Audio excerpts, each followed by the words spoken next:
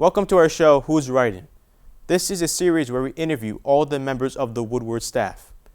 The writers are on a short coffee break right now, so let's get to know who's writing.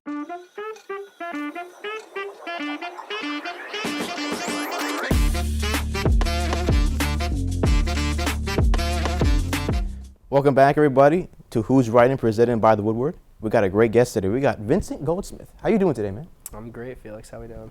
I'm doing fantastic. So I think the most appropriate way to start this interview is about the Woodward. What do you specifically do, and what is your position? Position is sports editor. Some of the things I do for that, I write sports articles, I edit any of the other sports articles from any of my other sports writers, and then I've dabbled in photography, graphic design, and some multimedia.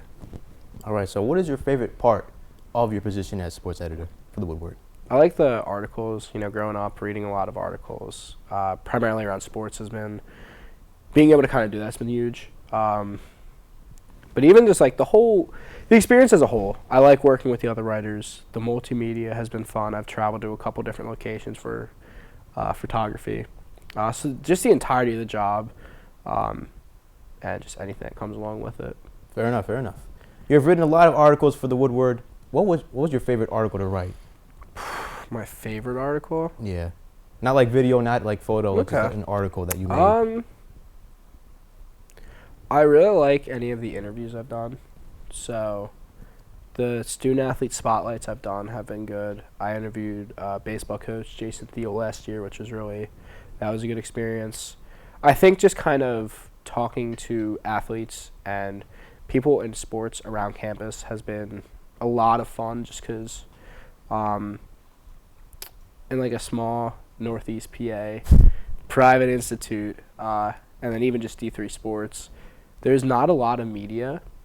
So kind of bringing that exposure to them has been a lot of fun, and then as well as just kind of getting that experience to kind of just, because even though it might be for an article, usually we'll just chop it up, we'll just talk about whatever. We'll obviously get through the questions that we need to, but even after we were off recording, we would still just kind of talk and just about whatever. It was a good time. For the Woodward, you have about like 61 items contributed. That's a lot in your short time of like about a year and a half here. Mm-hmm. And you look no signs of slowing down. So are you trying to break a record or something, or just doing it on like your own time? That's like a fun activity. So a little mix of both. Definitely, like, I love doing it, so I've always kind of gone with the idea that it's not a job, it's a hobby. Like, I know it's technically for my major, but I just love doing what I do. But yeah, so the first guest speaker we had was Rachel Looker, and she contributed to 155 articles. So I was like, no one can be better than me. So I decided, my goal would be to contribute 155 items to the Woodward to try and break the record. Now, there might be a record I'm not aware of, but if that is the record, then I would like to break that. All right. So do you do anything outside of the Woodward for your com? So on top of the Woodward, I am a sports anchor for TVM. I host a sports talk show on VMFM 91.7 called He Knows Ball. We have big plans for that coming up in the future. And then I'm the sports editor for TVM. So any of the stuff that goes through our sports broadcasts, basketball, baseball, softball, kind of goes through me. We have a great crew for that. And then any other sports content. So we've been dabbling in doing mic'd up series. So we mic up athletes. So that's been something that's been in the works. Still have a couple of kinks we got to figure out, but for the most part, that should be up and coming soon. All right. I don't want to put you on the spot. Is there like anything you like your biggest highlight, if any of them, or like your favorite one? Honestly, it might be cliche, but just the experience. Growing up, listening to sports talk radio, listening to people on commentary, listening to or reading articles, just all of it. Just being able to have that opportunity. Obviously, that is the goal post-graduation, is to get a job in that field. But things don't always work out the way you plan. So with each article, with each broadcast, with each show that I do is just kind of take it in and be thankful for it, because you never know when you might not be given the opportunity. You were a star Sure. at Paul VI in baseball. So what made you shift from being an athlete to covering in sports media? It's always been something I've wanted to do growing up. Even if I was to continue playing baseball, it was always something I wanted to pursue. My dad, when he went to college, was pursuing the same thing.